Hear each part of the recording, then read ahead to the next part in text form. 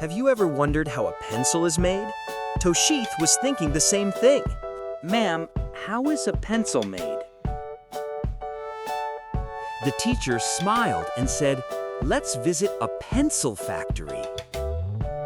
Soon, Toshith reached a big pencil factory. "This is where pencils are made," said the guide.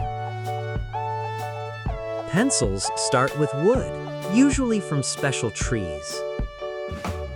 The wood is cut into pencil shapes. The black part is graphite, not real lead.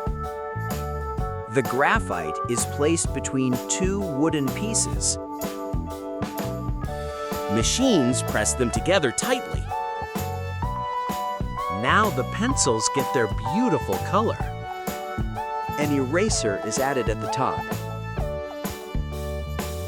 Each pencil is checked to make sure it's perfect. Finally, the pencils are packed and ready.